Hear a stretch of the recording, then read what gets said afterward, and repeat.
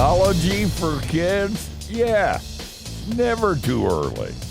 Let's talk about it with Alex Early on Steve Brown, etc.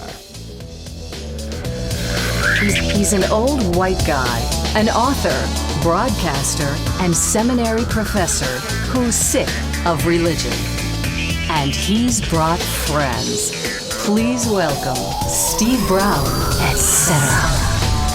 Hey, we're so glad you're here that everybody's busy. And when you take time to spend it with us, it's a high and holy compliment.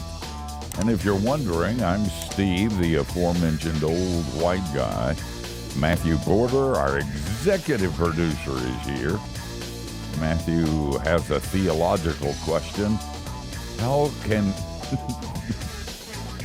can God be good and still allow a world that has Barbara Streisand in it? What?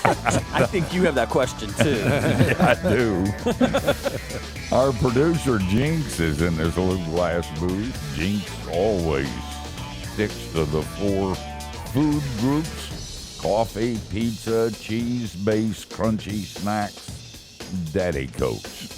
That is correct, road sodas. And our one-man IT department, John Myers, is in the tech bunker.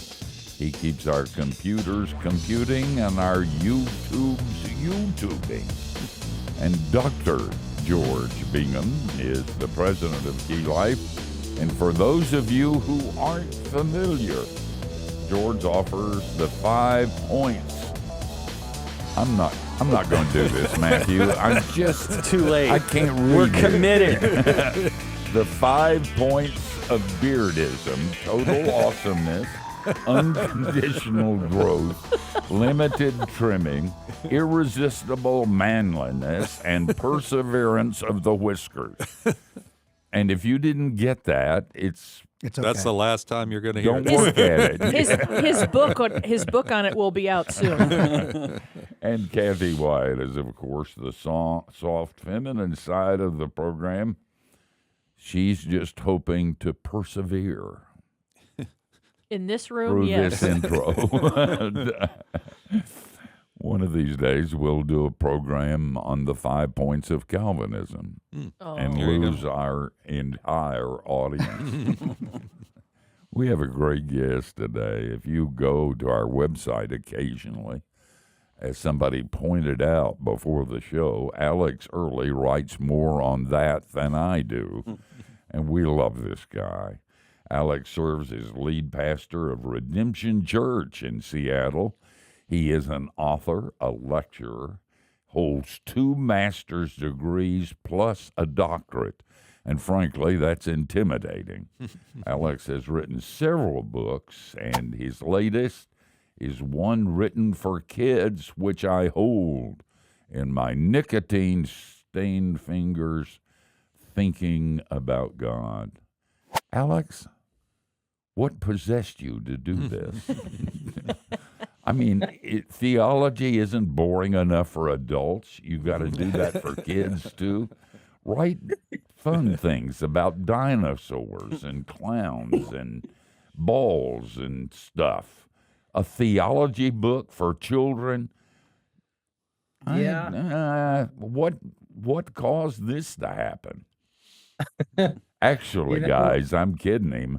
This is an unbelievable book, and I'm going to say that as we go along. But go ahead. What got into your mind to do this?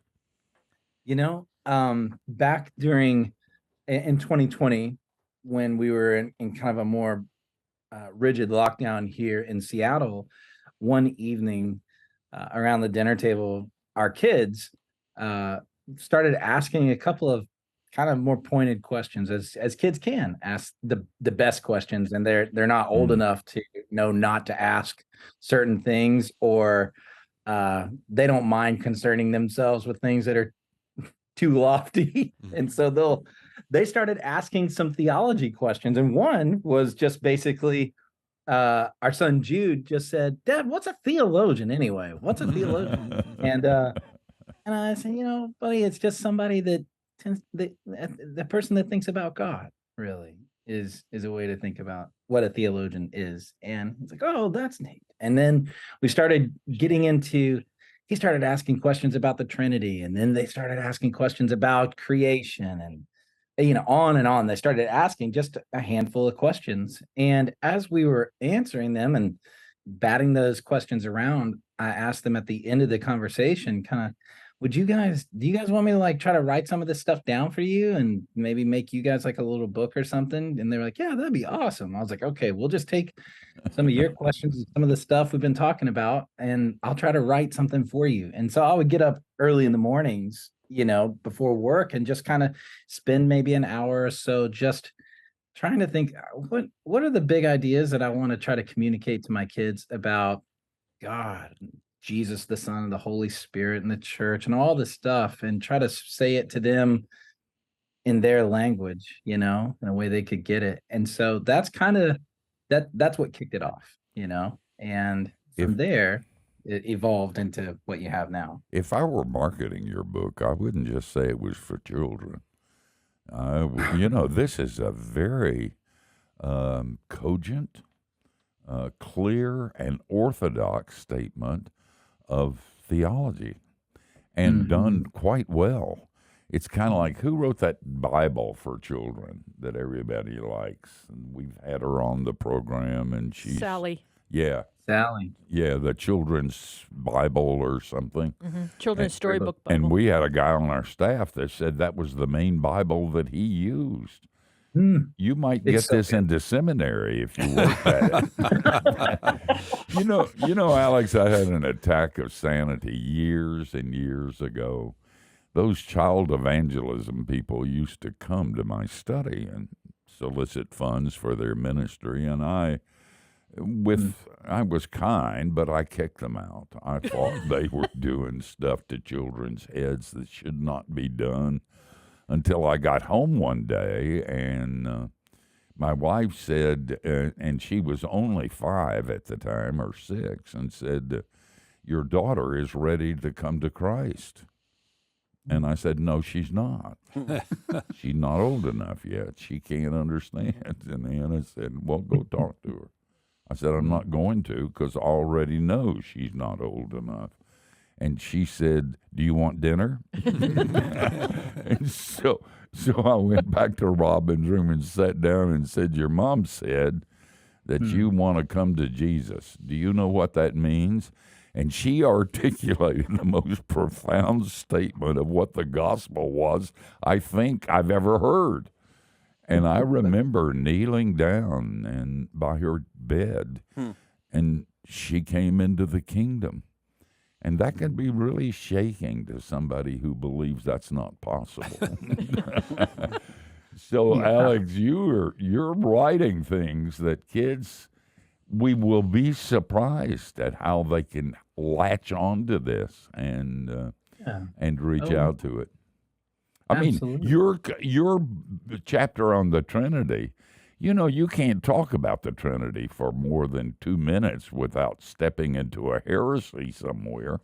But you managed to do that in a way that was cogent and clear, childlike. I think if you're a parent, you need to get a copy of this book. And you ought to read it for the devotions in your family when your children are there, because you can never start too early. Communists know that. Progressives know that. Liberal educators know that. It was time that Christians learn it too. Was there stuff? You said I ain't going there. I mean, were there some topics you didn't cover? Gosh. Well, I didn't get into the weeds of infant baptism or credo baptism. And so in like that section on baptism and the sacraments, I encouraged the kids to ask their parents and talk to their pastors and other, well, how does our church handle those kinds of things? So I didn't get into that. I didn't get into the doctrine of hell and that kind of stuff. And I didn't go into some of those kinds of places. I think for some obvious reasons, but anyway, um, you know, I tried to stay as orthodox as possible.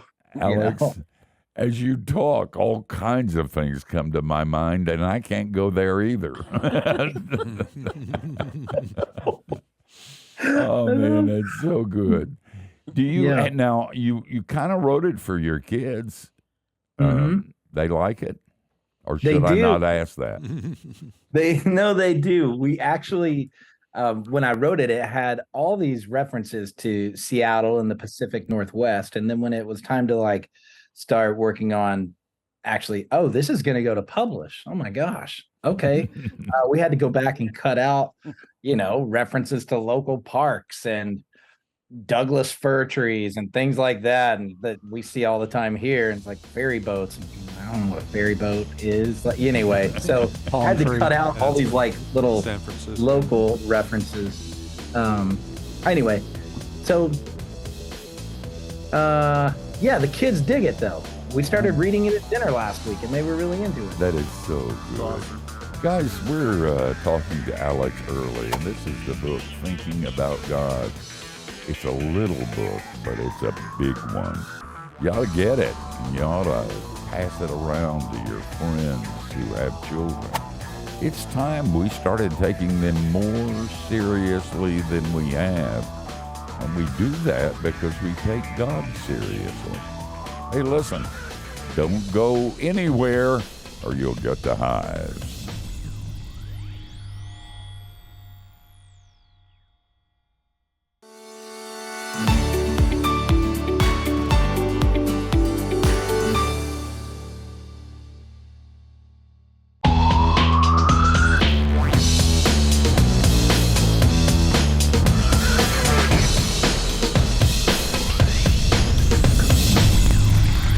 Joining us, we're talking to pastor and author Alex Early, and he's written a theology. Don't touch the dial. I know what you're thinking, and it's simply not true. A theology book for children.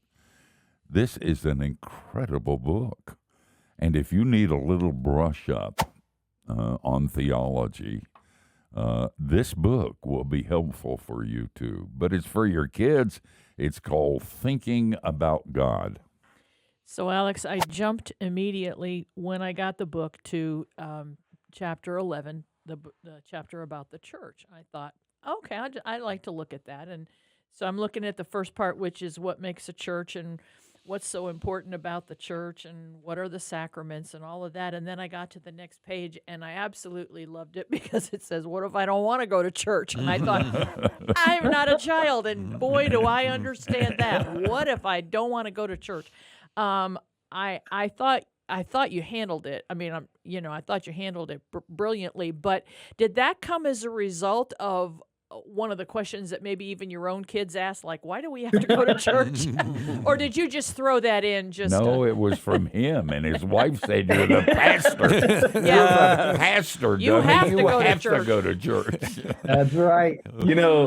Brennan Manning used to have a joke about that, about the pastor who didn't want to go to church. But he had to. His mother would tell him, you have to go. You're the pastor. But our kids do really enjoy going to church. They That's really great. do. There's the moments Sure. where it's like, oh man, I want to stay out or stay up later on a Saturday night, or I want to, they hated church at home during COVID, where it's just sitting on our couch watching Yeah. YouTube streams. We all hated that. But every once in a while it's like, oh man, I don't feel like doing that. I don't feel like going today. I want to just stay home, and do something else.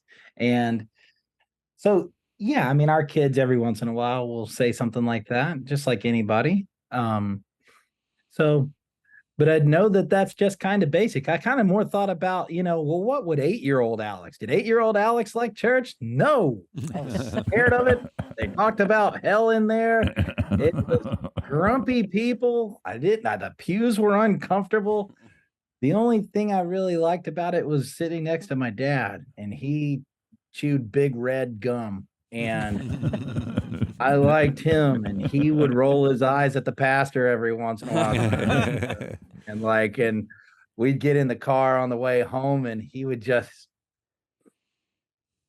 keep quiet. And every once in a while, if I'd ask him a question about the sermon or something, he would just kind of roll his eyes and go, "Wow, maybe God's not that grumpy." And, The thing I liked about you bringing up, why do I have to go to church, is because I think some people during the whole COVID mess kind of, as we all know, got out of the habit, and for some people it became more convenient to just watch it. For me, it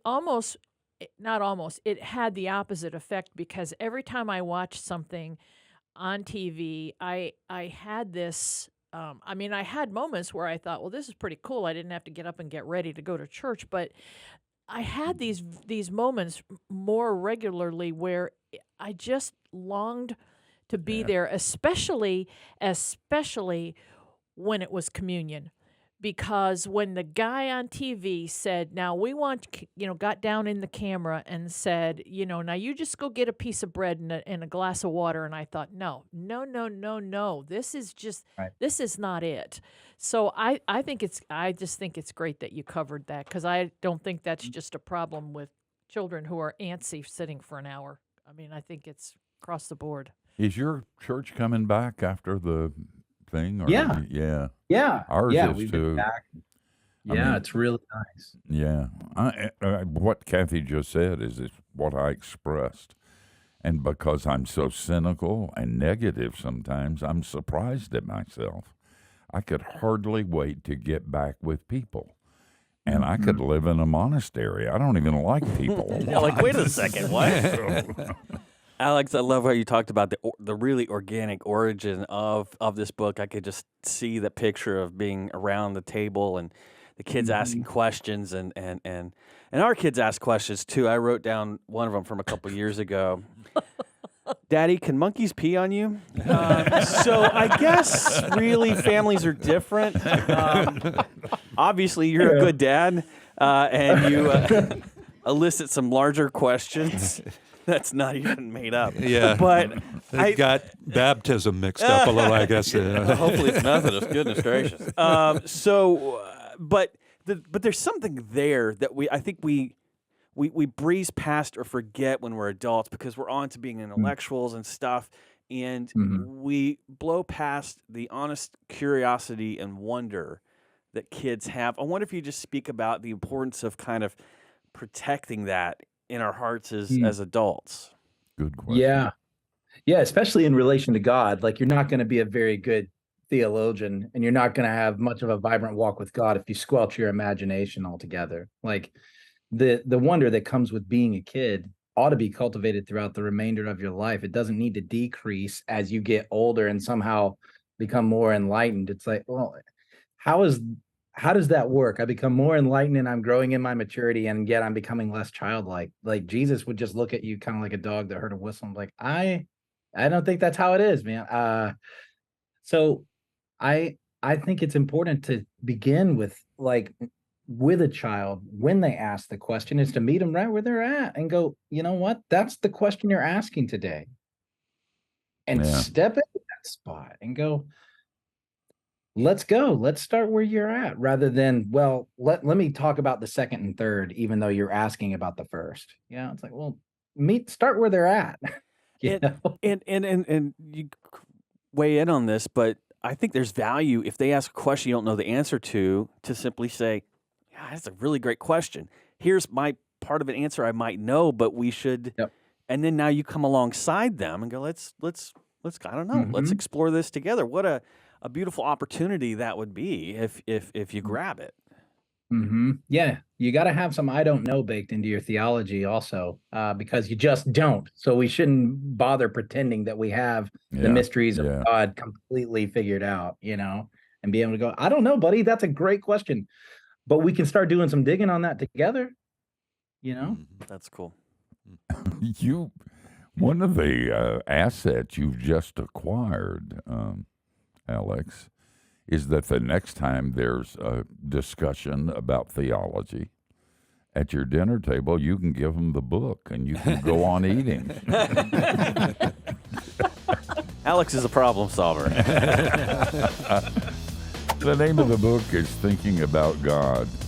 And when you think about this book, you think, I'm not getting that. Do get it. This is, in many ways, a profound book, speaking to the childlikeness to which Jesus calls us. Your kids will love it, and once you put them to bed, you can sit down and read it yourself, and you'll be glad. Guys, this is really hard work, and we need periods of rest, and also we need to pay for it.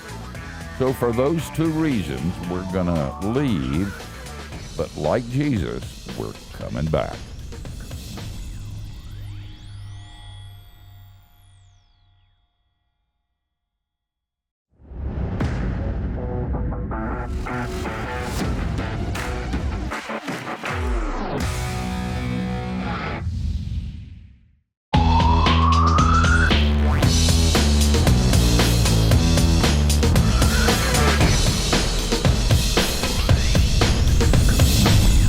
Hey, you're listening to Steve Brown, etc., and we're hanging out with our friend, pastor and author Alex Early. You can keep up with Alex at paearly.com and on Twitter or X or Z or whatever they're calling it today. It's at Alex Underscore. Early. Alex, as Steve indicated, I mean, it's a great book even for adults. And I mean, you cover terms that, a lot of us have maybe just vaguely heard of, and give us a good short definition of it or understanding of it. But was there a particular age group you were kind of targeting when you were writing this? And the other thing, kind of as a follow-up to that, I mean, he mentioned the Trinity, which is always a challenge, but were there other topics that were particularly challenging to try and summarize? Yeah.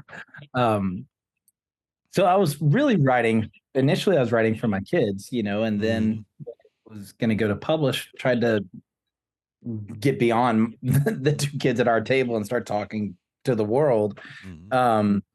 Really, the age range is elementary schoolers, anywhere between really first through fifth, sixth, seventh grade, right in there. Like, we're really trying to hit elementary school as a whole. So, yeah, other doctrines that were a little trickier. Yeah, there's a couple, all of them. But yeah. Well, we had a staff member, Alex, one time that was saying something about doctrine and trying to explain it to his little kids, and his daughter said, "Daddy, who makes this stuff up?"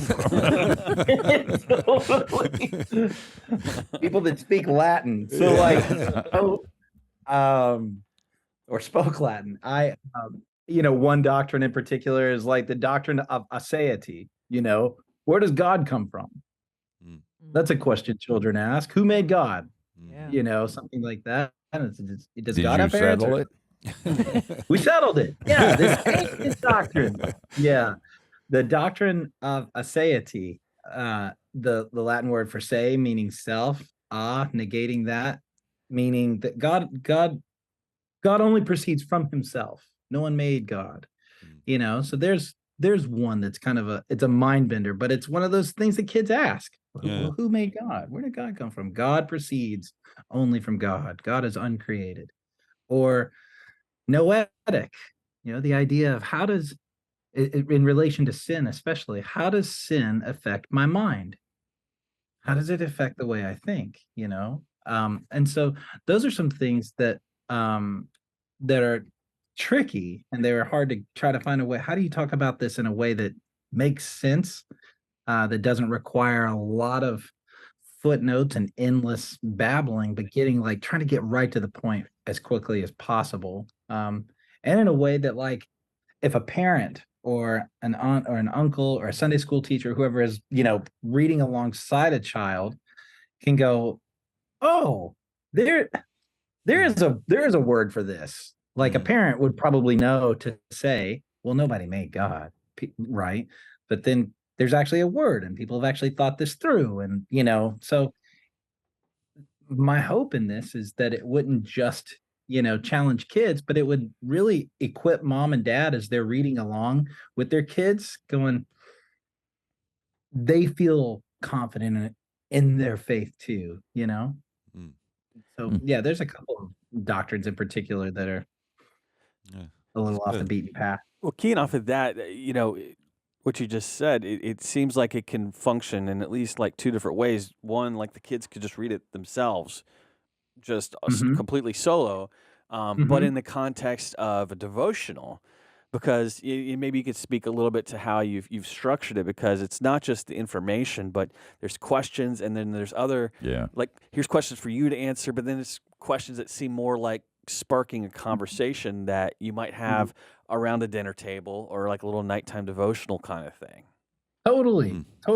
Like that's why, like in the chapter on Jesus himself, did Jesus have friends? Does Jesus like kids? Is Jesus, is he a grump? These kinds of things. And like those are things you can ask around the table with your children. Go, I don't know, do you think Jesus made time for kids? Does he have time for kids? Or is he like, busy being holy and pious and spending time with very serious religious people? And, and to be able to have those conversations saying, no, Jesus has time for first graders. Absolutely. In fact, most of the time he would prefer first graders. So anyway, yeah. That's So those are so some of good. the conversations we'd love to see. You know what happens sometimes when adults study theology and that becomes really a passion? They begin to think that God's a proposition. Alternatively, if you get the propositions right, you got it right. That's what it's all about. And it's not. And this book is a medication about that, because throughout it, everywhere, we're not looking at propositions, we're looking at a person. And you make that clear over and over again. You got to get this book. If you got kids, you got to get this book. If you want to put it in a brown paper wrapper, you should read it. It'll give you a refresher course in what's important and what's not. It's called Thinking About God. It's a theology book for children and for you. Don't go anywhere.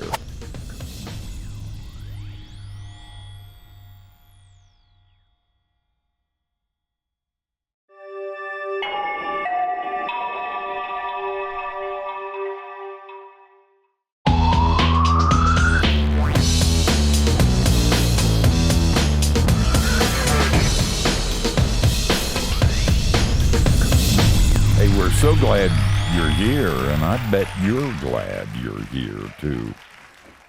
We're talking to one of our favorite people, Alex Early, Dr. Alex Early, I might say. And we're talking about his book. You expect a scholar, and Alex is that, to not write a children's book. And when Kathy told me we were going to do a children's book that Alex wrote, I thought, no, we're not. And I've absolutely loved this. It's a book of theology for children. And it's small and clear and helpful beyond measure. It's called Thinking About God. And you and your kids are going to love it. Alex, this is a little bit off topic, or topic adjacent maybe. So we're talking about kind of the baby food version of theology, and again, even for adults, there's no shame in going like, look, let's cover the basics and then work our way up. So if we were to work our way up, let's say somebody is like, you know what, I've never gotten into kind of this deeper exploration beyond like a devotional or Bible study. Is there any direction you would send somebody to go, okay, look, if you kind of want to dip your foot into this pool a little bit more, you might want to check out this book or this writing, where would you point them? Gosh, for studying theology in particular. Yeah, for an adult who's like, I've never, I'll read my little 5-minute devotional, which is fine. I'll read a chapter of the Bible, super good. Is there an author? Is there early church father? What would you? Not that there's any wrong answer, just you particularly. If you suggest the institutes, I'm going to turn this thing off. I just want you to know that. No. I have the institutes. That's by Calvin, and I love them. And I keep them just in case we have a hurricane and flooding, because you can stand on them and stay dry. Yeah. Seriously, that's a good question. That's a great question.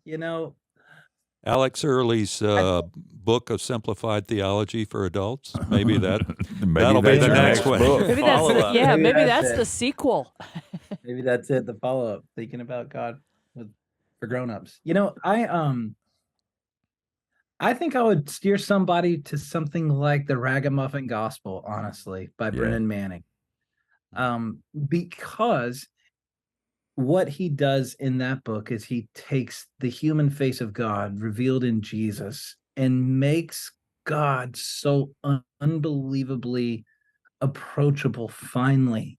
At least that's one where I really found years ago, I found real interest in wanting to go as an adult deeper into the things of God, because I finally felt like I was welcome. And I think theology can sometimes be so scary of a word, and the ideas can be so big and the words can be so complex and complicated that we can get intimidated and think, well, that's for the guys that go to seminary and have all these degrees and they get a red phone on their desk and they can just talk directly to God and all. So the rest of us keep our distance. And I think what Brennan Manning does in the Ragamuffin Gospel in particular is there's this unbelievably warm, kind, gentle, compassionate welcome extended to the reader to say, come, you actually belong here. Come on in. And I'm going to guide you, And so I would encourage parents to start there, actually. And I know he's not a whatever kind of theologian like Calvin or whatever, but he's grappling with ideas that are so big that provide a space of welcome, and then go, okay, from there, maybe start thinking a little deeper. That's profound. You got to start there before you go anywhere else. If you start somewhere else, you'll never get there. And that's starting. That was a surprise, Alex. You do that to me a lot, by the way. But a surprise that you would bring up Brennan Manning instead of John Calvin, and for the right reasons. It's so good. Alex, Ed, you structured the book again as we talked some about a little summary, some questions to be thinking about, and so forth. Just kind of run through, if you would, the basic topics that you included. You had, a dozen chapters. What were some of those? Just kind of talk through those. But it begins with a little section on storytelling. My friend Jesse is a professional storyteller, and he taught me how to tell stories. And it's very simple. It actually comes from Rod Serling, who wrote The Twilight Zone. Yeah. It's called an armature, a story structure. Once upon a time, and every day, until one day, and because of that, until finally, and ever since that day. And that's a story structure, and the Bible follows a story structure. So it starts there. And then from there we go, so once upon a time, God in the beginning. And so it follows that kind of structure throughout the book. It begins with God. All theology has to begin with God. It can't start with creation. It can't start with your sin. It can't start with anything else. It starts with God. In the beginning, God. And God made everything, including you, And from there, so a chapter on God, the Trinity, creation, what are church leaders, Old Testament sacrifices? How does all this relate to Jesus, the resurrection, chapter on the Holy Spirit, the church, the sacraments, the return of Jesus, new heavens and new earth. That's the big idea, is giving kind of a bigger overview of the storyline of the Bible, and then drilling down at key points and going, let's go a little deeper here, So that's kind of the structure of the book. And then at the end of each chapter, there's some suggested questions to maybe think about.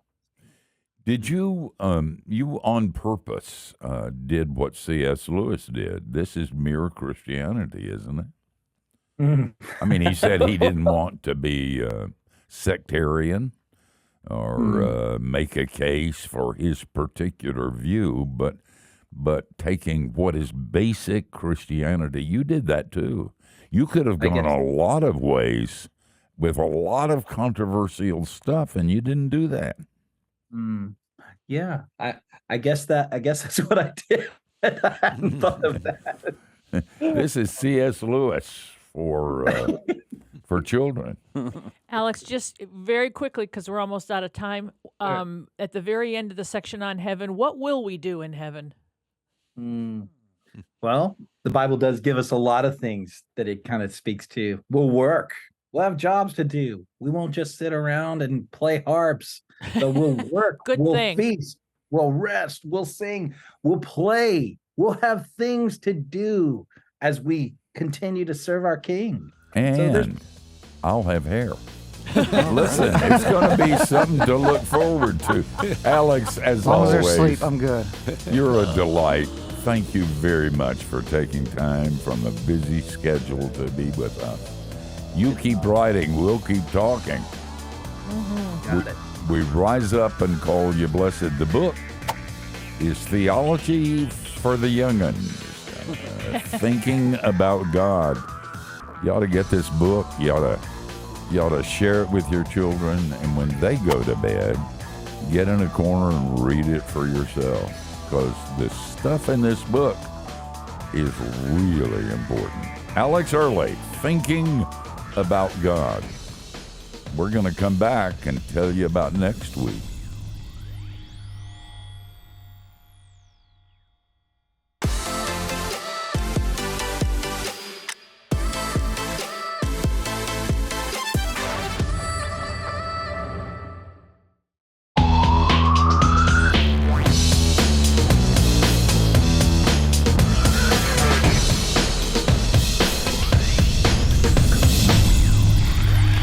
Said